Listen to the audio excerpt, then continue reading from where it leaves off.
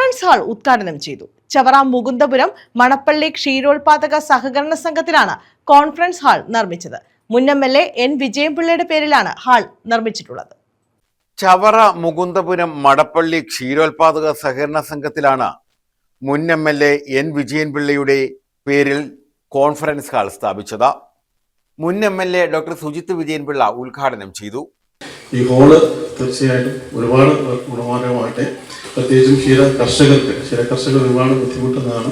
കഴിഞ്ഞ 5 വർഷത്തിനിടെ രണ്ട് തവണ പാലിൻ്റെ വില കൂട്ടി. ഇപ്പം രണ്ടാമത്തെ തവണ ഇപ്പോൾ ഈ ഗവൺമെൻറ് വന്നതിന് ശേഷമാണ് വില കൂട്ടുന്നത്. തീർച്ചയായിട്ടും അത് പൊതുജനങ്ങളുടെ ഇടയിൽ വലിയൊരു അവമതിപ്പുണ്ടാക്കും. പാലിൻ്റെ വില കൂട്ടുന്നത് ഏത് സർക്കാരാണെങ്കിലും സർക്കാരിനെതിരെ ഒരു തീരുമാനങ്ങളായിരിക്കും ഗവൺമെൻറ്റുകൾ എടുക്കുന്നത്.